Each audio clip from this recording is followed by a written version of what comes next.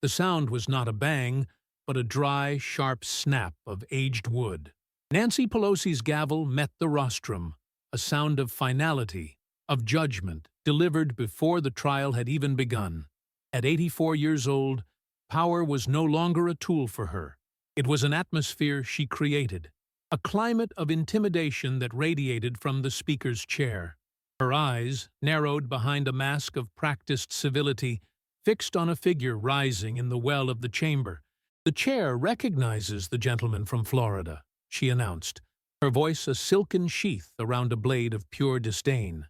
She paused, letting the silence stretch, before adding, "And I find myself using the term gentleman with considerable generosity today." A low murmur rippled through the Democrat side of the aisle, a chorus of sycophantic chuckles. On the monitors, the C-SPAN cameras zoomed, capturing the unflinching face of Representative Byron Donalds.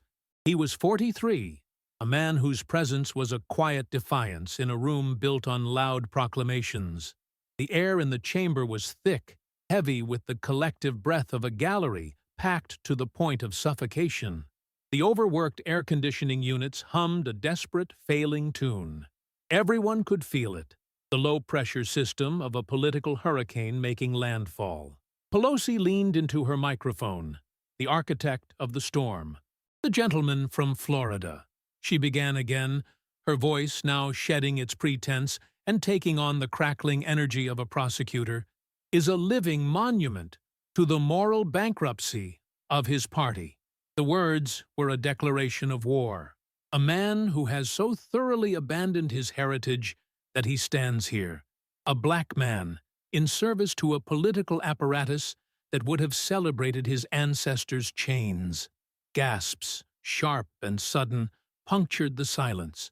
Members on both sides shifted, the discomfort palpable. This was not politics. It was a public vivisection. But Pelosi was a surgeon of character assassination, and she was far from finished. He stands there, wrapped in the costume of a public servant, while his soul is owned by the very forces that seek to dismantle the rights of people who look just like him. He is a husband to a woman who smiles through the complicity, raising children who will one day grow up and ask their father why he traded his own people for a seat at a table where he was never truly wanted. The chamber detonated. From the gallery, a coordinated chant erupted from protesters who had been waiting for their cue. "Shame! Shame! Shame!" On the large screens flanking the chamber, a meticulously prepared montage began to play. An MSNBC host labeling Donalds an Uncle Tom. A CNN panel dissecting his blackness as a performance. A clip from The View, where the hosts dismissed him as a pathetic pawn. It was a symphony of destruction, every note planned, every instrument tuned to annihilate. Byron Donalds stood alone at the center of the storm, a solitary island in a sea of manufactured outrage. Hundreds of voices, in the room and on the screens, screamed the same verdict. He was a fraud, a traitor, unworthy of the skin he was in. A familiar fire began to smolder deep in his gut, the controlled, disciplined rage that had been his companion for a lifetime. He felt its heat when a high school guidance counselor suggested a trade school instead of a university, when a police officer's hand hovered over his weapon during a routine traffic stop for a broken taillight. But through the noise, he heard his mother's voice, a memory as clear as a ringing bell, speaking to him after a 16-hour shift in her nurse's uniform. "Byron, don't you ever let them see you sweat with anger. An angry black man is a stereotype they can handle. A smart black man is a nightmare they can't ignore. You be their nightmare, baby. Be smart." He thought of his wife, Erica, at home, her knuckles probably white as she clutched the television remote. He thought of his 3 children, watching this raw, unfiltered hatred aimed at their father. Pelosi had not just attacked his politics. She had put a target on his family. And in her arrogance, she had made a catastrophic miscalculation. She assumed he had come to a gunfight with a knife. She had no idea he had brought the arsenal. His mind flashed back, a lifetime ago. A cramped apartment in Brooklyn, the smell of his mother's fatigue hanging in the air. "Mama, why is it so hard?" he'd asked, a boy trying to understand the world's inequities. She had knelt down, her tired eyes locking onto his. "Because the world isn't always fair, baby. But we have something they can't take. We have the truth. And the truth, Byron, is the only weapon that never runs out of ammunition." Back in the present, Pelosi was reaching her crescendo, her voice soaring with self-righteous fury. "And for that betrayal, history will judge you. And it will judge you without mercy." The chamber was a cauldron of noise. "Madam Speaker," Donald's voice was not loud, but it sliced through the cacophony with the precision of a scalpel. It was calm. It was measured. It was lethal. The shouting sputtered and died. Every eye swiveled back to him. He rose from his seat, not with haste, but with the deliberate grace of a man who knew exactly what was about to happen. He let the silence hang for a moment longer, then asked a simple question. "Are you quite finished?" Pelosi's face, flushed with victory just a moment before, now registered a flicker of shock. His composure was not in her script. The gentleman may proceed with his remarks." A faint tremor of uncertainty had entered her voice. "Thank you, Madam Speaker," Donald said, his tone dangerously polite. "I want to thank you for so vividly demonstrating your true character to the American people. Because now, when I present the following evidence, no one can claim it is merely a partisan disagreement. You've made it clear. This is personal for you.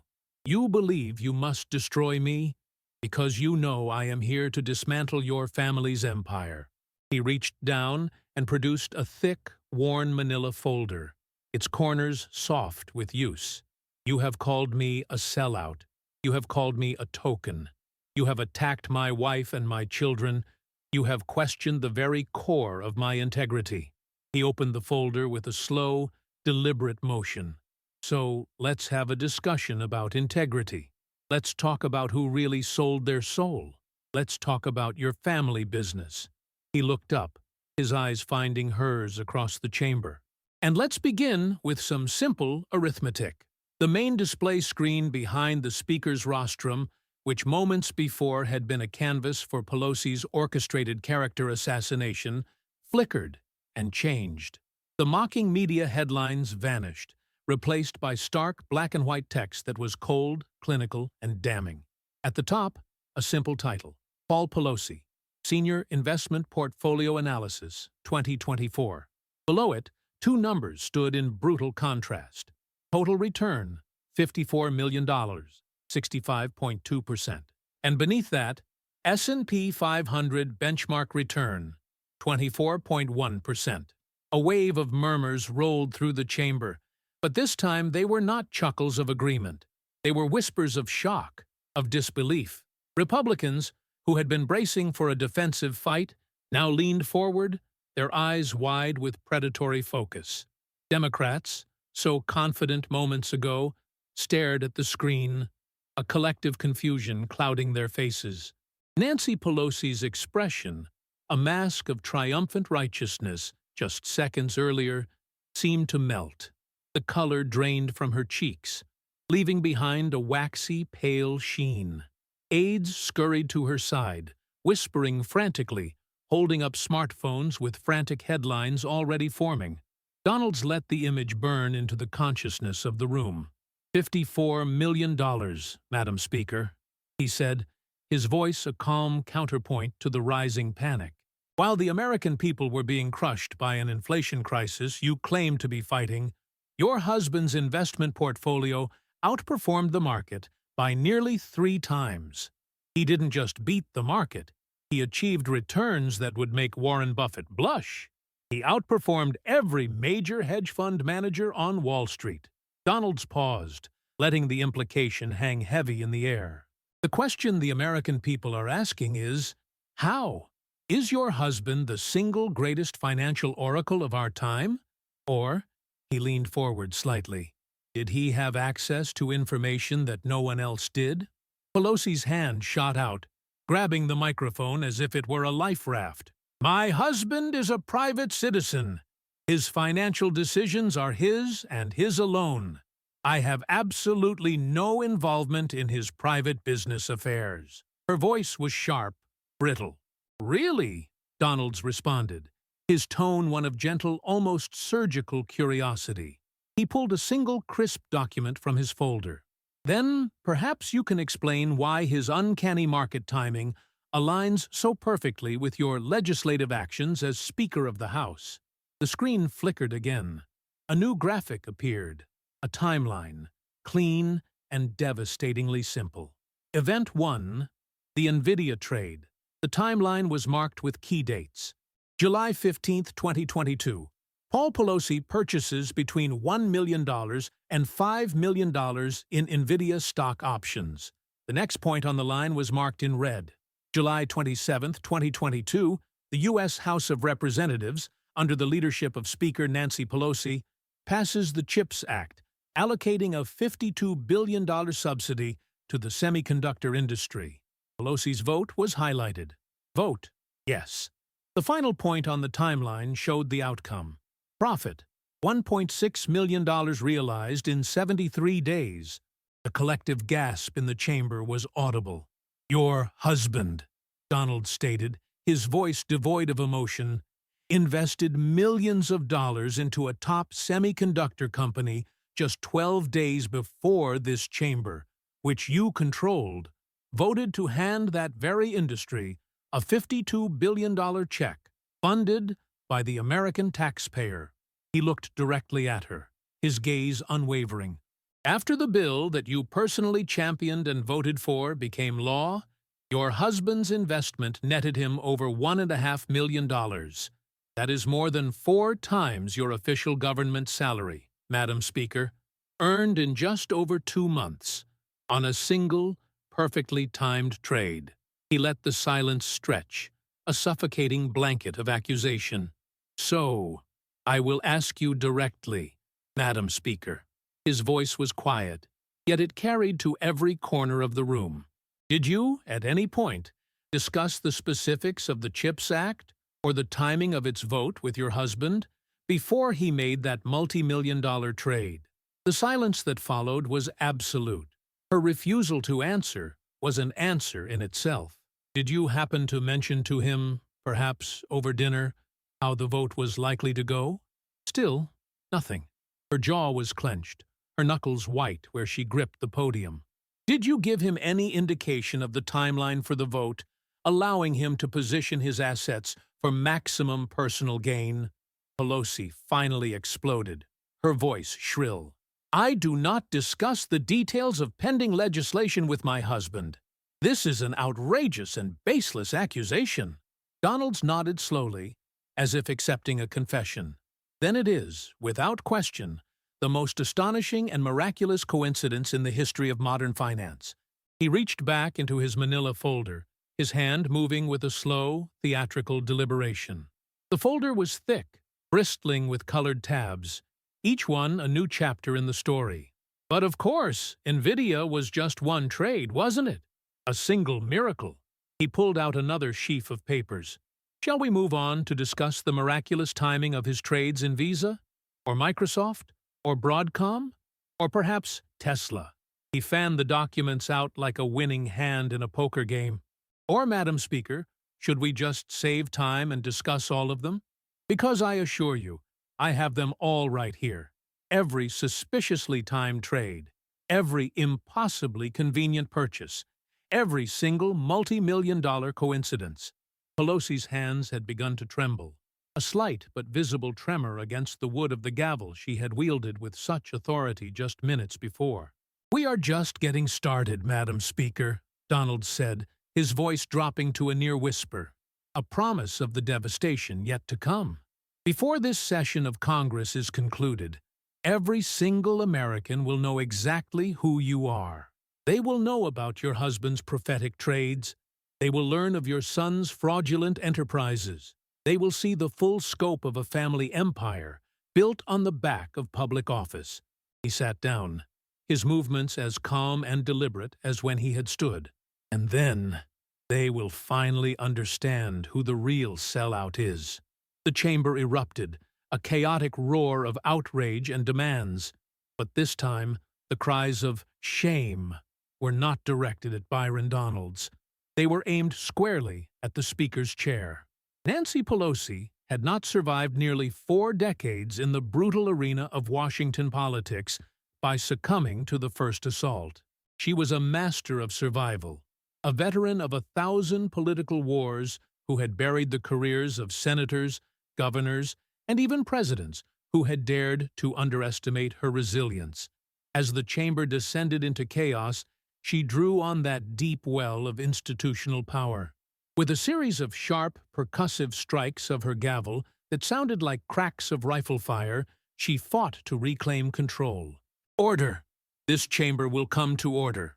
Her voice, though strained, boomed with renewed authority. The machine was kicking into gear.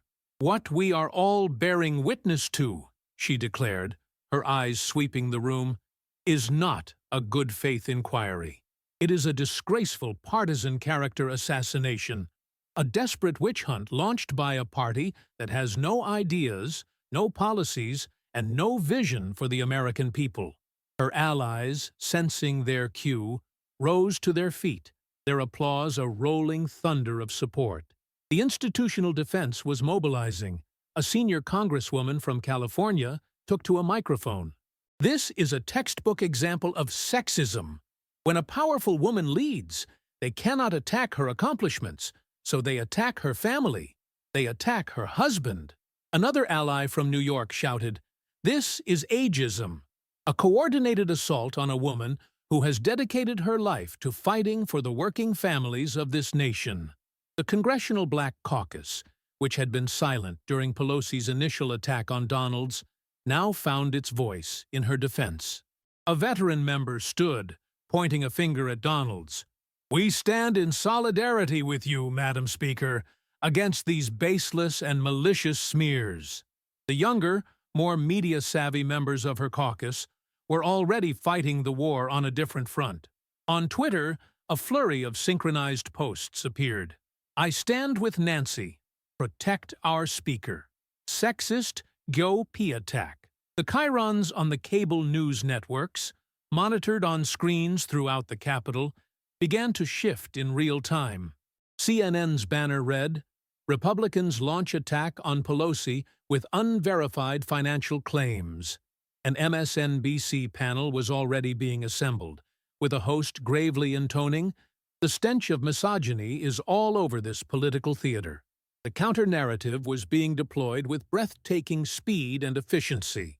The full, crushing weight of the Democratic Party's infrastructure, its politicians, its media allies, its online activists, was being brought to bear, turning its immense power to discredit, dismantle, and destroy Byron Donalds. He watched the choreographed performance with a sense of detached, almost clinical admiration. This was the swamp's immune system in action, a complex and powerful organism designed to identify any foreign threat and neutralize it with overwhelming force. They possessed the power of narrative. He possessed the power of facts. He would wait for their storm to pass. He let the applause for her defenders die down, let the self-righteous pronouncements fade into the thick, tense air. When silence finally returned, a fragile truce in the war of words, he slowly rose to his feet once more. He did not look angry. He did not look intimidated. He looked like a man who had been patiently waiting for his turn. "Madam Speaker," he began, his voice once again a beacon of calm in the turbulent room, "I appreciate the passion of your defense. It was a remarkable performance." He paused, letting the subtle mockery land. "Now, let's talk about Visa." The name dropped into the room like a stone into a still pond. The screen behind the Speaker's chair flickered to life again, wiping away the supportive tweets and displaying a new timeline, even more stark than the last. Event 2. The Visa Trade. The first date was marked, July 3, 2024. Paul Pelosi sells between $250,001 and $526,000 worth of Visa stock. The next entry on the timeline was dated 2 months later. September 24, 2024. The Department of Justice announces a major antitrust lawsuit against Visa, alleging monopolistic practices. The immediate market reaction was noted in red. Result: Visa stock, V, drops 5% within hours of the announcement. Donald's let the information sink in. "Your husband," he said, his voice methodical, "sold over $500,000 of stock in a financial giant just weeks before the United States Department of Justice, an agency this Congress oversees, filed a lawsuit that sent its stock price tumbling." Pelosi leaned forward, her eyes blazing. "My husband is a brilliant analyst of market trends. He reads the indicators. He makes his own assessments." Donald's nodded, as if considering her point. "A brilliant analyst indeed, Madam Speaker." Because this particular lawsuit was filed under seal. The investigation leading up to it was highly confidential. The financial press, the army of Wall Street analysts who are paid millions to predict these things, were all caught completely by surprise. He held up a printed headline from the Wall Street Journal, dated September 25, 2024. He read it aloud. "Justice Department's Visa lawsuit shocks analysts, sends jitters through payments sector." He placed the paper down. "It shocked the experts, Madam Speaker, but it didn't shock your husband. He knew to get out months in advance. You sit on committees with direct oversight of the Department of Justice. You and your leadership team receive classified briefings on matters of national economic security." He looked directly at her, his voice dropping, becoming more pointed. "Did you receive any information, any briefing, any hint at all about the pending investigation into Visa before your husband sold his shares?" "That is an absurd and offensive insinuation," she shot back. "Then explain the pattern," Donald's replied, his voice unyielding. The screen changed again, this time to a rapid-fire succession of trades, a cascade of damning coincidences. Microsoft, MSFT, stock purchased days before a $22 billion U.S. Army contract is announced. Profit, $370,000. Apple, AAPL, stock purchased just before the introduction of favorable App Store legislation. Profit, over $700,000. Amazon, AMZN, stock purchased weeks before a vote on federal regulations affecting the company. Profit, $1.2 million. The final tally appeared at the bottom of the screen. The number from the beginning, now imbued with a mountain of context. Total documented suspicious trades, $54 million. "This isn't investing, Madam Speaker," Donald said, his voice resonating with quiet authority. "This is front-running the market. This is using privileged, non-public information gleaned from a position of immense public power to generate immense private wealth." A crack appeared in the wall of Democratic solidarity. A young, progressive congressman from a district in Texas slowly stood up, his face a mask of genuine conflict. "Madam Speaker," he began, his voice hesitant, "my constituents, they email my office about these trades constantly. They want to know how it's possible. How am I supposed to answer them?" The crack widened. An older, more moderate Democrat from a swing state in the Midwest also rose. "The timing of these trades is deeply concerning." Then another. Perhaps a full and transparent disclosure would be in order. Pelosi began to bang her gavel, but the sound was frantic now, not authoritative. The dam of institutional protection was beginning to break. Seeing the cracks spreading through her own caucus, sensing the foundation of her power beginning to tremble, Nancy Pelosi played the card she had held in reserve. It was her most powerful weapon, one she had wielded for decades to silence dissent and short-circuit debate. She rose, no longer looking at Donald's, but at her own wavering members, her voice filled with the gravitas of a seasoned general rallying her troops for a final, desperate charge. "Do you not see what is happening here?" she pleaded, her tone a mixture of warning and admonition. "This is the oldest play in their book. They send a black Republican to launch the attack, to be the face of their smear campaign. They do this so that when we rightfully defend ourselves, when we call out their lies, they can turn around and scream, "Racism!" at us. She then turned, her arm outstretched, her finger shaking as she pointed directly at Byron Donalds. The accusation was venomous, personal, and absolute. This man does not serve his constituents. He serves the interests of white supremacy. He is a vessel, an empty suit given a black face to do their bidding, and he does it gladly. The words hung in the air, a poison gas meant to choke off all rational argument. It was a breathtakingly cynical maneuver, designed to reframe his evidence-based assault as an act of racial treason. Byron Donalds stood slowly, the weight of her accusation settling on his shoulders. He did not rush to respond. He let the silence stretch, forcing everyone in the chamber to absorb the sheer toxicity of what the Speaker of the House had just said. When he finally spoke, his voice was quiet, imbued with a profound and weary sadness, yet it carried an undeniable steel. "Madam Speaker," he said, shaking his head slowly, "you have just proven every single point I have ever made about the modern Democratic Party." He took a few steps away from his desk, moving toward the center of the chamber, occupying the open space between the two warring sides. "You genuinely believe that you own black votes. You believe that black people are not capable of independent thought, that we are a monolith that must adhere to your prescribed ideology. And any black person, any single one, who dares to disagree with you, who dares to challenge you, must therefore be a sellout, a traitor to their race." He let that indictment settle. "But since you have brought up the subject of selling out black Americans," he continued, his voice gaining strength, "let's have a serious conversation about it." The large screens, which had been dormant during her outburst, flickered back to life. There were no more stock charts, no more timelines. Instead, stark and heartbreaking images began to appear, accompanied by brutal statistics. The title on the screen read, "San Francisco, California, 35 years of Pelosi's leadership." The data scrolled by. Black resident poverty rate increased by 33%. Median black household income decreased by 8%.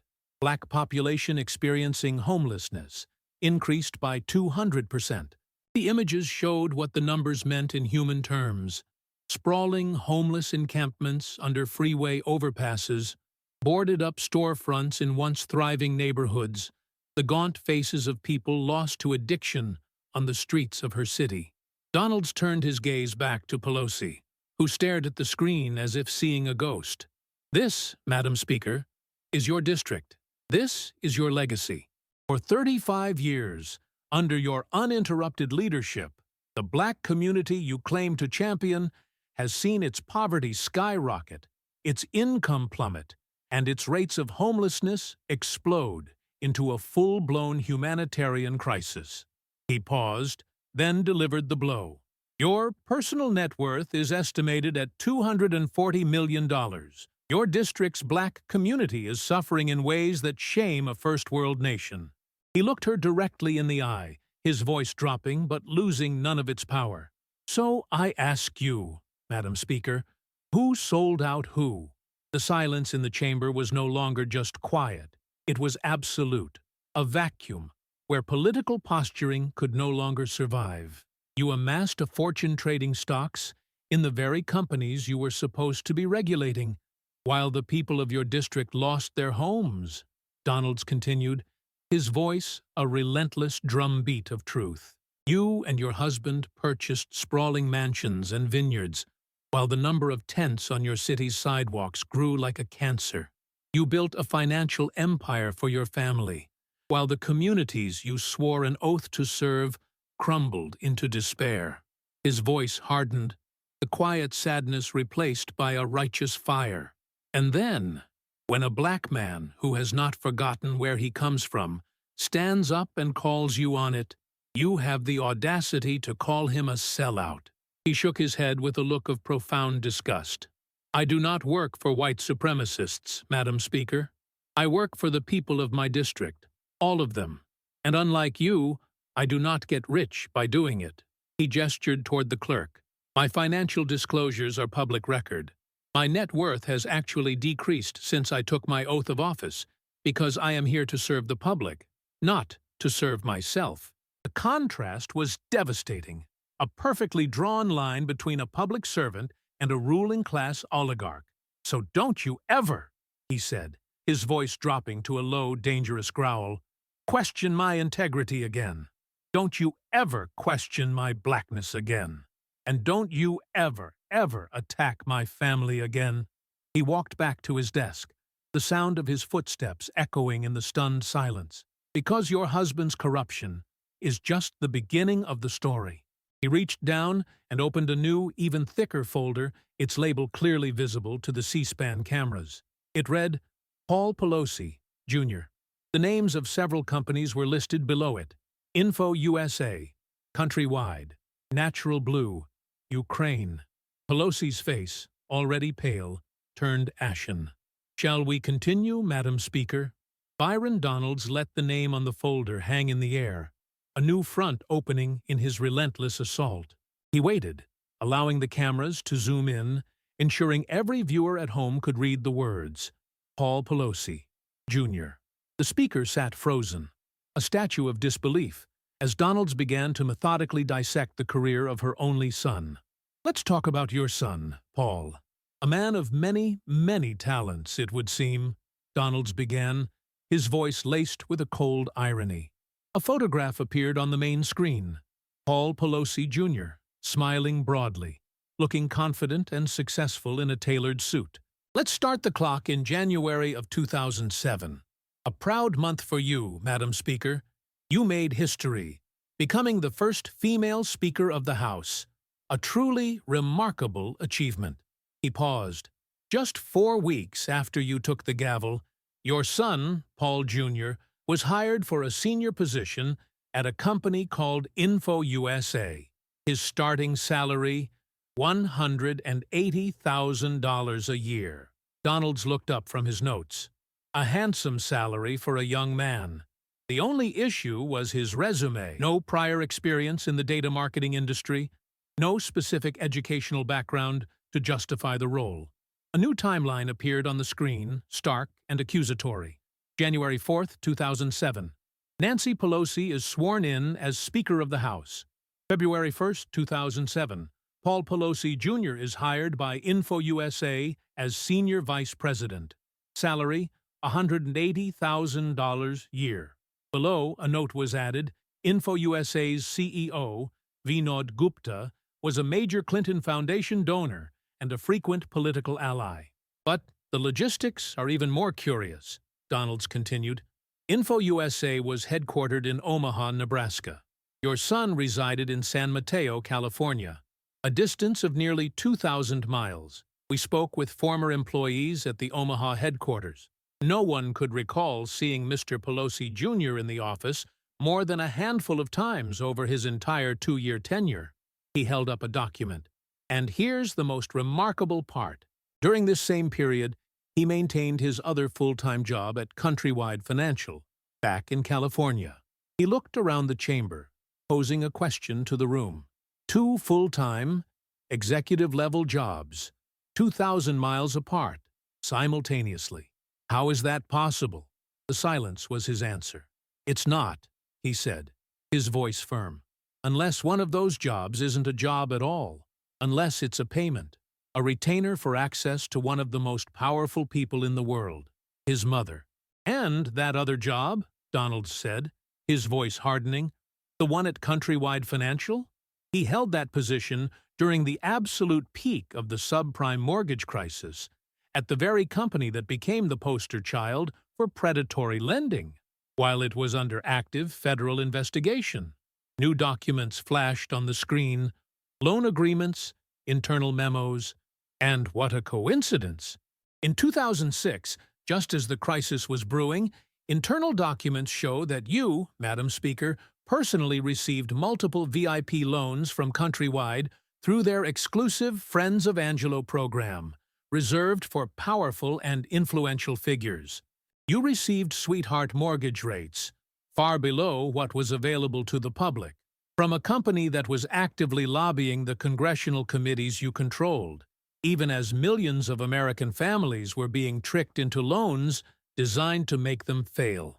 From the public gallery, a woman stood up, her hand trembling as she held a small piece of paper. Donald saw her and nodded to the sergeant at arms. Let her speak. The woman's voice was shaky but clear.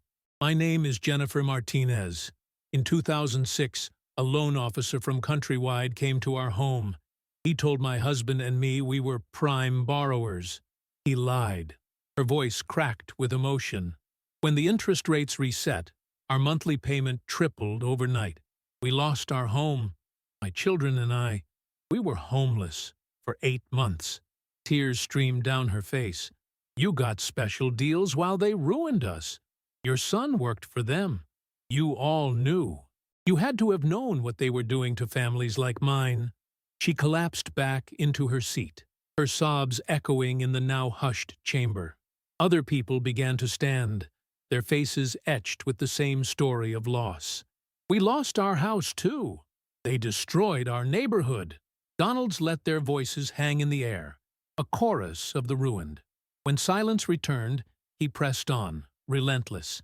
Then, in 2013, your son co-founds a company called Natural Blue Resources. The mission? Green energy, saving the planet. The company's hopeful, eco-friendly logo appeared on the screen. A noble cause, except it was a complete fraud. An official SEC filing replaced the logo. March 2014, U.S. Securities and Exchange Commission charges Natural Blue Resources and its principals with securities fraud. The SEC found that the company was secretly controlled by 2 convicted criminals. They lied to investors, failed to disclose the criminal records of their leadership, and artificially manipulated the stock price in a classic pump-and-dump scheme. He pointed to the document on the screen. And your son's position in this fraudulent enterprise? President and Chief Operating Officer. He personally held over 10 million shares. Donald's then played a video clip. It was Nancy Pelosi at a 2010 environmental conference, beaming with pride. And I'm so proud of my son, Paul, who is here today, and his company, which is doing such vital work in green technology, she said to the audience. Donald stopped the video. You used your name, your reputation, your office, to give this company credibility. People saw that. They trusted your endorsement. An elderly black man stood in the gallery, his body frail but his voice firm. I'm Robert Johnson. I'm a retired postal worker from Baltimore. I saw that video of you.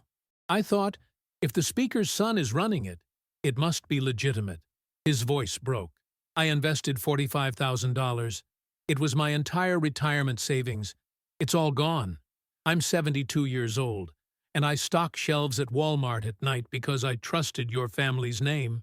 More people stood, their voices a testament to the devastation. I lost $30,000. My kids' college fund, gone. Each face was a portrait of betrayal. But wait, Donald said, his voice cold as ice. There's more. There's Ukraine. The name Ukraine landed in the chamber with the force of a physical blow. The atmosphere, already thick with scandal, grew heavy with the ghosts of recent political history. A map of Eastern Europe appeared on the screen, with Ukraine highlighted in bright, ominous yellow. In 2017, Byron Donalds began, his voice low and deliberate. Your son, Paul Pelosi Jr., began making numerous trips to Ukraine. He wasn't there as a tourist. He was there for business. Photographs flashed across the screen. Paul Jr. meeting with Ukrainian businessmen. Paul Jr. appearing on a Ukrainian television talk show, discussing energy opportunities.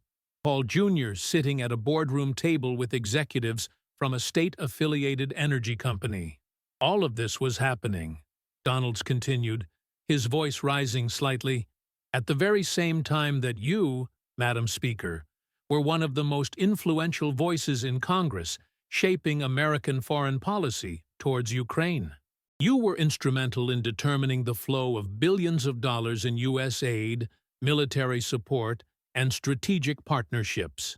He began to walk again, moving into the open space in the center of the floor, turning to face the Democratic side of the aisle directly.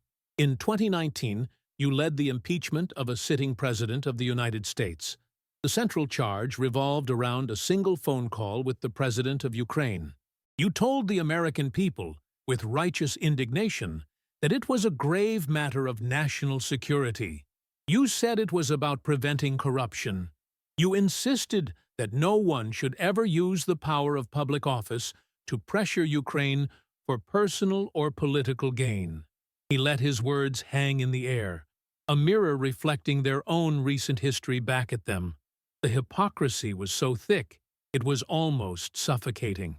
And yet, your own son was doing business in that very same country, seeking to profit from the same energy sector that was at the heart of the political turmoil, while you, his mother, held the purse strings of American aid to Ukraine. The chamber was silent. The devastating parallel needed no further explanation. Hunter Biden's business dealings in Ukraine, in your view, were grounds for impeachment. Paul Pelosi Jr.'s business dealings in Ukraine? According to you, there's nothing to see here. He shook his head, a look of profound disappointment on his face. This is the hypocrisy that has eroded the American people's trust in our institutions. One set of rules for your political enemies, and a completely different set of rules for your own family. He walked back to his podium and gestured to the screen. The individual pictures and timelines vanished, replaced by a single complex diagram, a sprawling spider web of connections. At the very center of the web was a portrait of Nancy Pelosi, labeled Speaker of the House, Political Power and Influence. Radiating out from the center were thick colored lines connecting her to various nodes of the family empire. One line, colored green for money, led to a box labeled The Husband, Paul Pelosi, Sr. Inside the box, a summary, $54 million in suspiciously timed stock profits, companies, Nvidia, Visa, Microsoft, etc. Another line, colored a cautionary orange, snaked to a box labeled The Son, Paul Pelosi, Gr. Inside, a list of enterprises, Info USA, no-show job for access, Countrywide Financial, VIP loans during fraud, Natural Blue Resources, SEC fraud charges, pump and dump, Ukraine, business dealings during policy influence. A third line, colored a deep red, pointed to a box labeled Campaign and Political Apparatus, with notes on decades of questionable fundraising and the weaponization of institutional power. Arrows flowed between the boxes, showing how money from the husband's trades and the son's schemes flowed into family coffers, while the speaker's political power provided the access, credibility, and legislative cover that made it all possible. It was a stunning visual representation of everything Donalds had spent the last hour detailing. This, he announced, his voice resonating with the finality of a judge delivering a verdict, is the Pelosi empire. It is not a story of public service. It is a business model, a 35-year operation that has perfected the art of converting public office into a private, family-run ATM. As he spoke, a quiet but significant event began to unfold. Several senior Democratic members, longtime allies of the Speaker, men and women who had stood by her through countless battles, began to discreetly gather their papers. They rose from their seats, their faces grim, and began to walk, not with defiance, but with the quiet shame of a defeated army, out of the chamber's side exits. The exodus had begun. But your family's breathtaking corruption is only one part of the story, Donald said, his voice dropping ominously as he watched them leave. He reached for a new folder, this one black and bound with a red ribbon. Now, let's talk about January 6th. Let's talk about your catastrophic failure of leadership and the security of this very Capitol. And let's watch the video evidence that you and your committee fought so hard to keep hidden from the American people. He opened a laptop on his desk. Pelosi's hands gripped the podium, her knuckles bone white. The look on her face was no longer one of anger or disbelief. It was a look of pure, unadulterated fear. Shall we watch it together, Madam Speaker? The screen flickered to life, not with charts or graphs, but with grainy, behind-the-scenes video. The footage was raw, unstaged, and carried the unmistakable tension of a historical crisis unfolding in real time. The title card read, HBO Documentary Footage, January the 6th, 2021, previously unreleased. The scene was a secure, undisclosed location within the Capitol complex. Nancy Pelosi, visibly stressed, her face etched with fear and frustration, was on the phone with her chief of staff, Terry McCullough. The audio was clear. "We have a responsibility, Terry," Pelosi's voice said, urgent and strained. "We did not have the accountability for what was going on. And we should have. This is ridiculous." She paced the room, her agitation palpable. "Why weren't the National Guard here to begin with?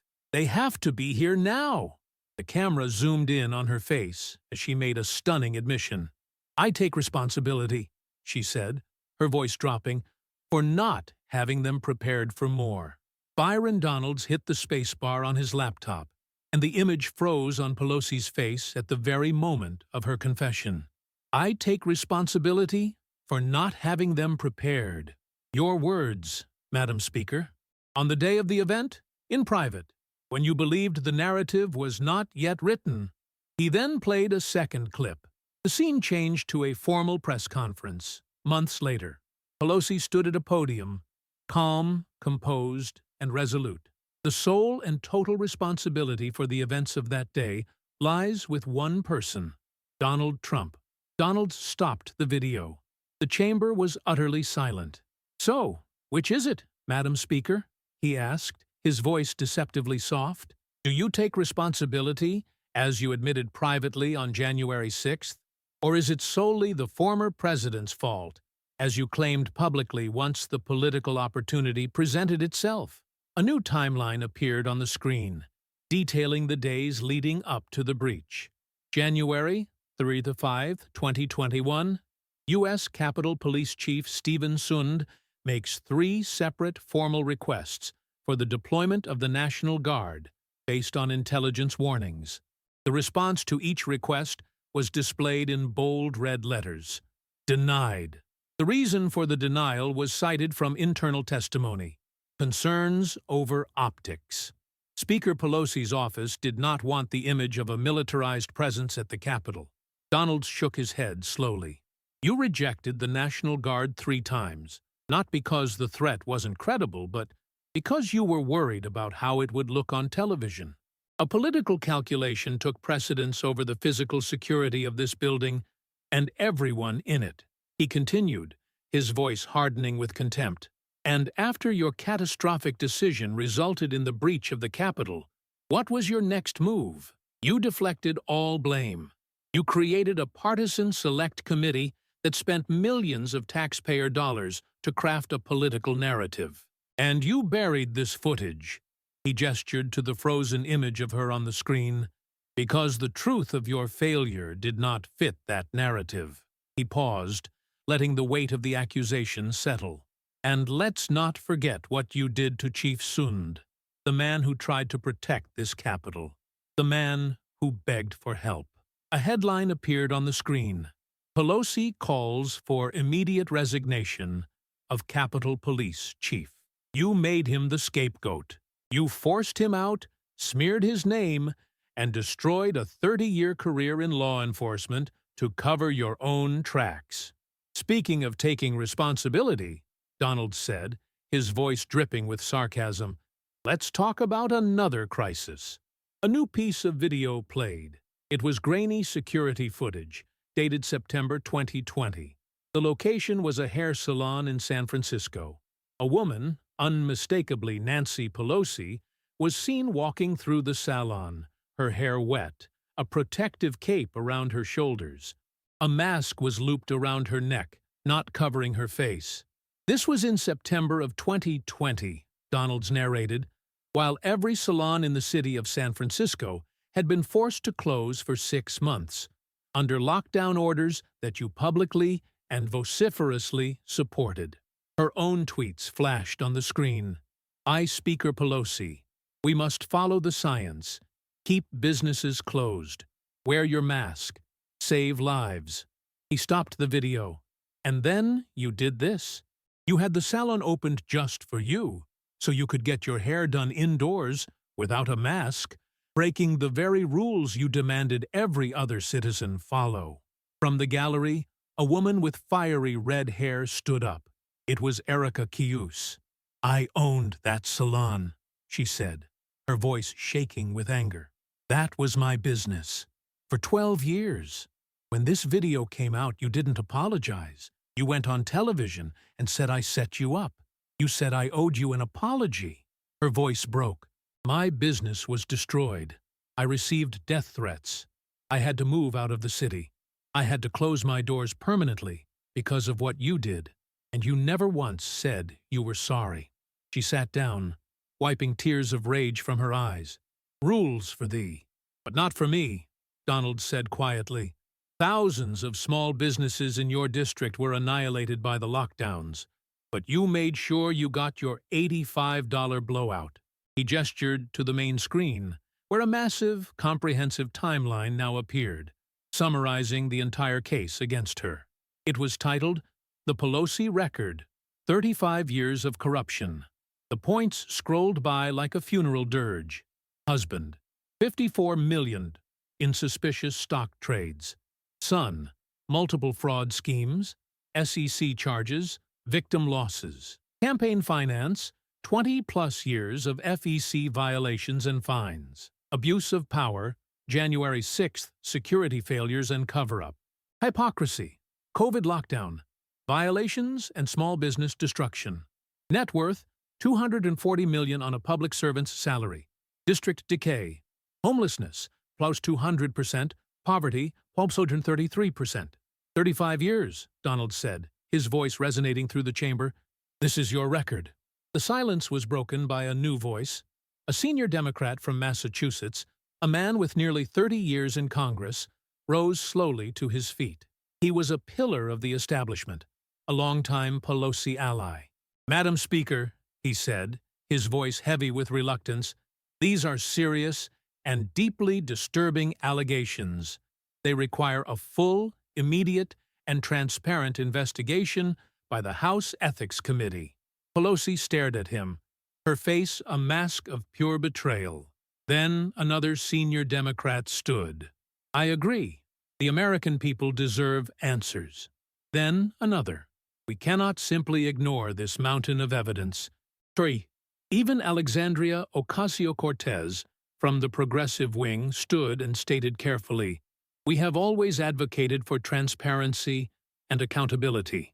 That standard must apply to everyone, regardless of party. Pelosi looked around the chamber, at the empty seats of those who had fled, at the averted eyes of those who remained, at the staffers already slipping out of the side doors.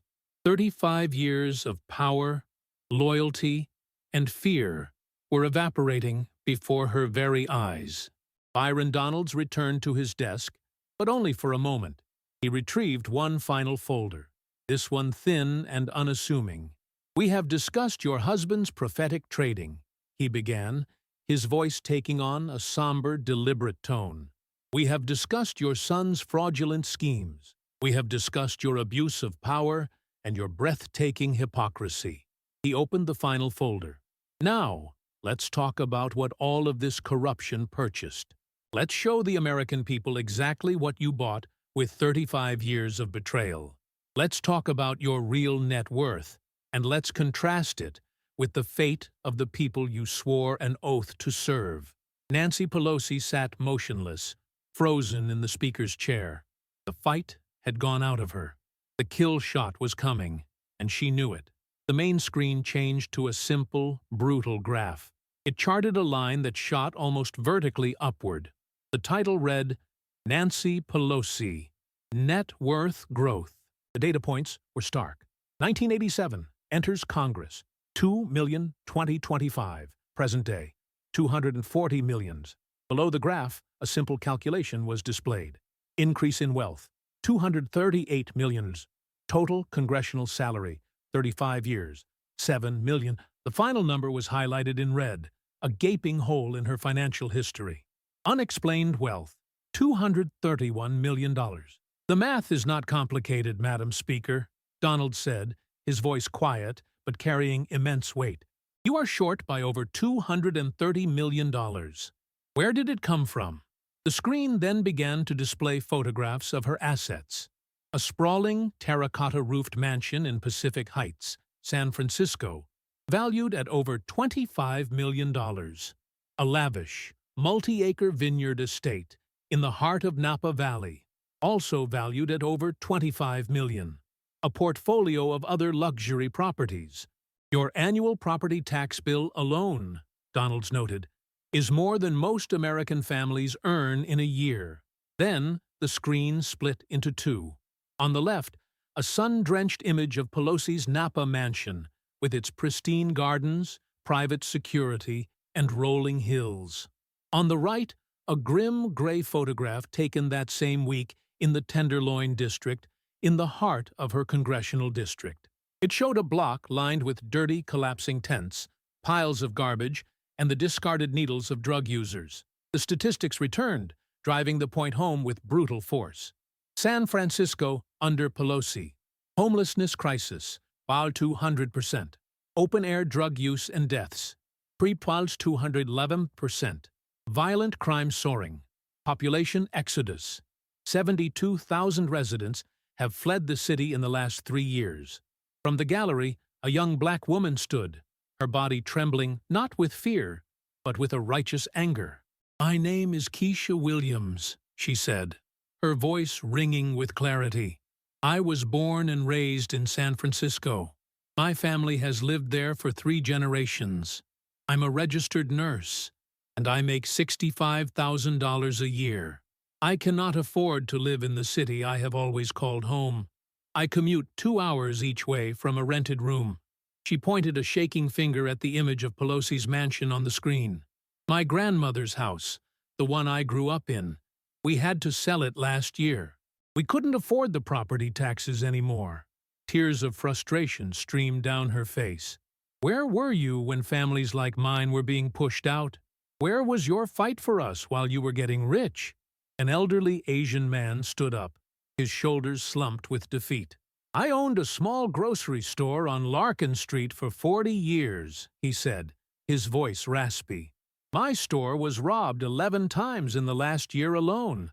When I called the police, they told me there was nothing they could do. I closed my doors for good last month. 40 years of my life, gone." He looked at Pelosi, his eyes filled not with hatred, but with a profound sadness.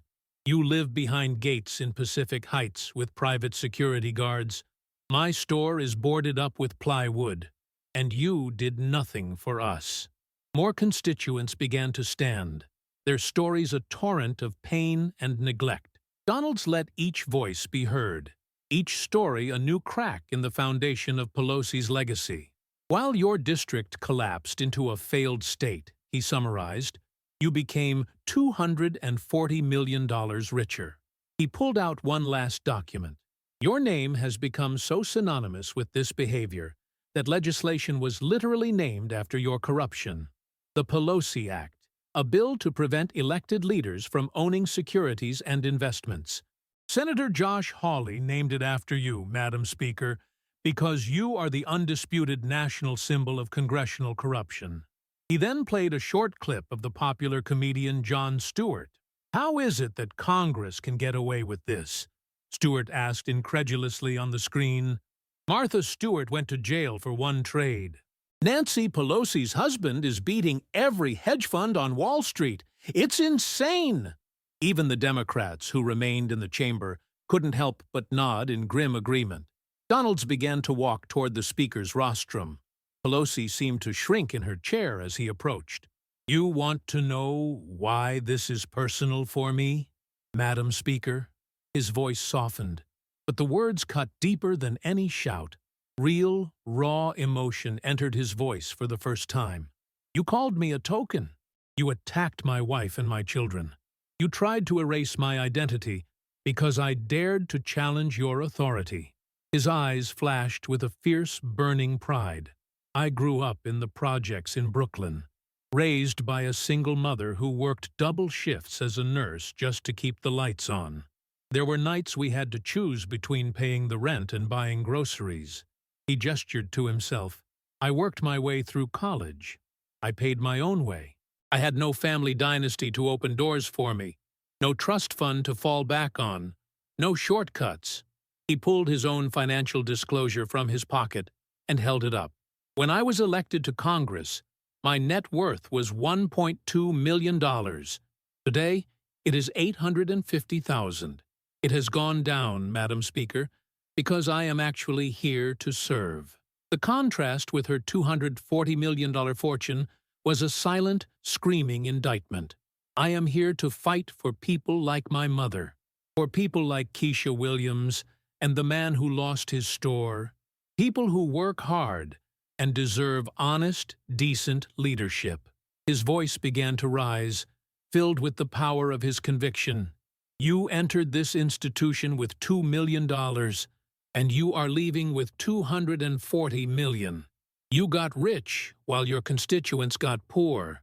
You bought mansions while they became homeless. He was standing directly in front of her now, pointing not at her, but at the speaker's seal on the rostrum. So don't you ever question my integrity. Don't you ever question who I serve. Because compared to you, Madam Speaker, he said, his voice dropping to a whisper that echoed through the silent chamber, I am a saint. The chamber was silent for a heartbeat, and then it shattered. The Republican side erupted in a unified roar, a tidal wave of voices shouting, Vote! Vote! Ethics investigation! Vote now! Democrats, leaderless and morally shattered, did not even attempt a defense. They fled. It was a panicked, disorganized rout, a mad scramble for the exits as they ran from the television cameras, from the questions, and most of all, from the toxic political radiation emanating from the speaker's chair. The press gallery, suspended above the floor, exploded into a frenzy of its own. Reporters yelled into their phones, their voices sharp with the thrill of a career-defining story. It's over! She's done! Producers' voices squawked through earpieces. Cameras swiveled, chasing the fleeing congressman, then snapping back to the devastated figure of the speaker. C-SPAN, the usually staid and sober network, saw its viewership numbers rocket past 50 million, a record-breaking surge that caused its servers to buckle under the unprecedented traffic. On social media, the story had gone nuclear. The hashtag Pelosi Exposed was the #1 trend worldwide, followed closely by Byron Donalds. Over 100 million tweets mentioning the confrontation flooded the platform in the first hour. On TikTok, short, brutal clips of the takedown were accumulating views at a staggering rate. Byron Donalds destroys Nancy Pelosi hit 50 million views. Watch Pelosi's face when the evidence drops climbed to 35 million. Nancy Pelosi attempted to stand. She gripped the podium, the same podium from which she had ruled for years, but her hands were shaking uncontrollably. She pushed herself up, but her legs, the legs that had carried her through decades of power, buckled beneath her. At 84 years old, 4 hours of relentless, systematic psychological destruction had taken a devastating physical toll. I need, she began, her voice a dry, rasping whisper that was lost in the noise. Help me up. A pair of junior staffers, barely out of college, rushed to her side. They tried to help her to her feet, but her legs wouldn't cooperate. The strength was gone. Get me a wheelchair, she finally conceded, the words a surrender, a final admission of defeat. The symbolism was crushing, a visual metaphor so perfect it seemed scripted. Nancy Pelosi, the woman who had wielded absolute authority with an iron fist, was now unable to leave her own chamber without assistance. an invalid being removed from the scene of her political death. The photographer's cameras flashed relentlessly, capturing the image that would forever define her downfall. The hallway outside the chamber was a war zone of shouting reporters and jostling camera crews. "Madam Speaker, will you resign? What is your response to the insider trading allegations?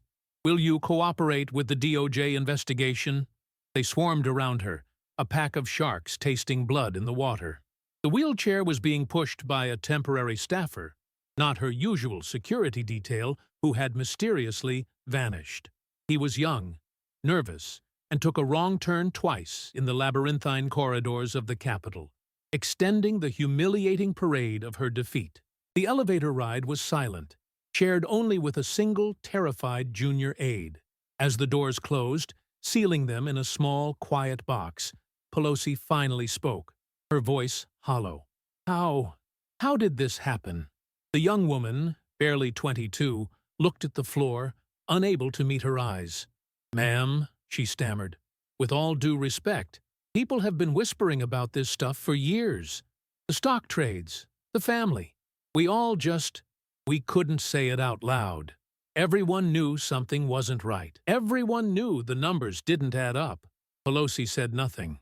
What was there to say? The truth had been an open secret, a ghost haunting the halls of her power, and Byron Donalds had simply been the first person with the courage to turn on the lights. When she finally reached her office, the process of her erasure was already underway. A maintenance worker was carefully unscrewing the brass nameplate from the wall outside her grand office suite. "Speaker of the House, Nancy Pelosi." The plate came off, leaving behind two small dark holes in the wall that looked like weeping wounds. Inside, the atmosphere was one of quiet panic. Staffers were not packing her belongings. They were packing their own, clearing out their desks, updating their resumes, getting off the sinking ship before it was fully submerged. Her phone buzzed incessantly on her desk. 47 missed calls. 93 unread text messages. She scrolled through the names, a list of her most powerful and loyal allies. She tried calling them back, one by one. Voicemail, voicemail, voicemail. A single text message came in from a senior senator she had mentored for over a decade. It read, "Nancy, I'm sorry. I can't be seen to be involved in this. My re-election is too close. It's just politics." She tried her husband, Paul. Voicemail. She tried her son, Paul Jr. Voicemail. Her daughters. Voicemail. Every member of the empire was now protecting themselves. Finally, a call came through. It was Paul Sr. His voice was not warm or concerned. It was cold, distant, and clinical. "Nancy," he said. The word clipped. "The lawyers have been clear. We need to separate our finances immediately. File separate tax returns. They're even advising separate residences for the time being." He paused. "Until this blows over, I have to protect my own assets. The DOJ, they might come after me. You understand, don't you?" The line went dead. Click. 58 years of marriage, of partnership in building the empire, dissolved in a brief, brutal legal strategy. Pelosi sat alone in her vast, silent office as dusk fell over Washington. She didn't turn on the lights. She just sat in the gathering gloom. A queen on a dismantled throne, listening to the sound of her own irrelevance. At 84 years old, she had lost everything in a single afternoon. Power, legacy, allies, everything, family. 3 weeks later, the press conference was a stark and pathetic affair. There was no grand hall, no sea of cheering supporters, just a simple wooden podium set up in a small, sterile conference room. A handful of reporters, the dregs of the Washington press corps, were in attendance. Nancy Pelosi, looking frail and far older than her 84 years, approached the microphone. Her movements were slow, her face a gray mask of defeat. She unfolded a single sheet of paper.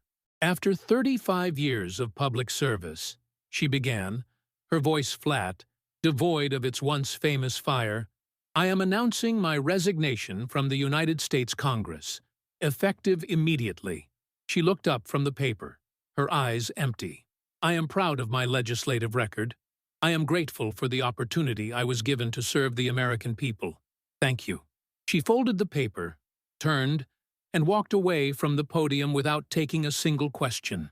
It was the shortest, most anticlimactic, most humiliating exit of a major political figure in modern history. The empire was officially liquidated. Within hours, the House Ethics Committee announced a comprehensive bipartisan investigation. The Department of Justice formally confirmed it was reviewing all of Paul Pelosi Sr.'s stock trades from the past 15 years. The FBI opened a new inquiry into the business dealings of Paul Jr.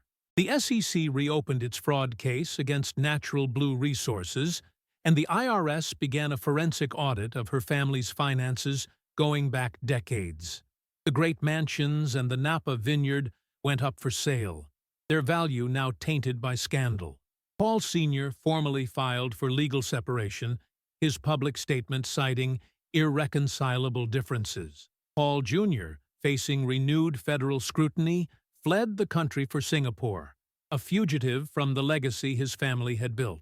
The dynasty had not just fallen, it had scattered to the winds. 6 months later, Nancy Pelosi sat alone in a modest, rented apartment in Sausalito, overlooking the bay. 2 bedrooms, generic furniture, a world away from the baronial splendor she had once known. The legal bills were consuming her fortune at an astonishing rate.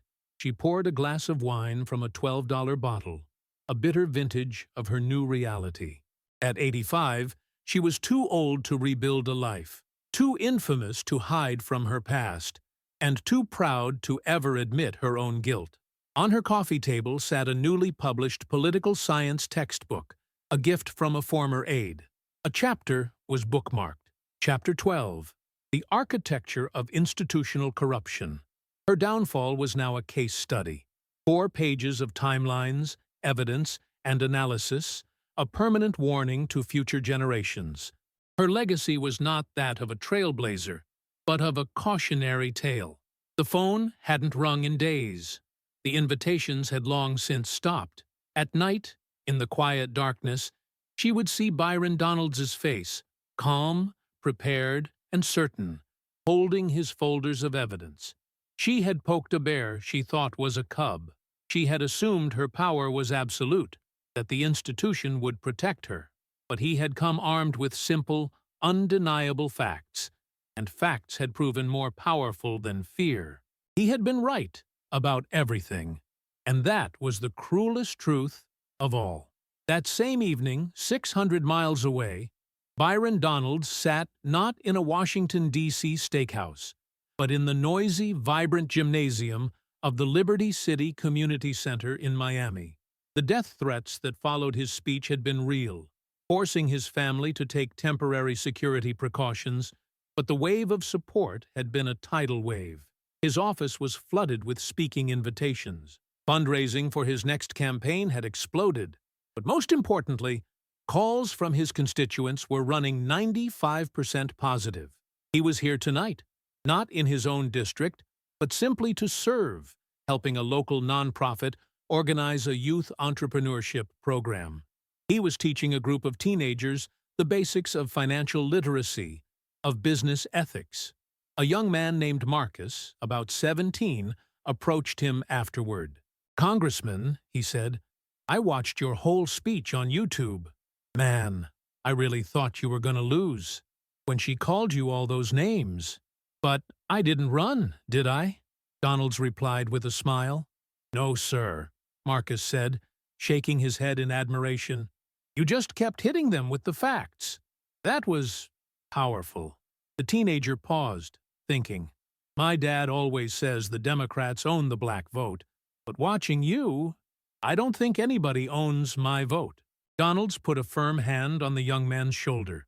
"Your dad is a smart man, but on this, he's mistaken.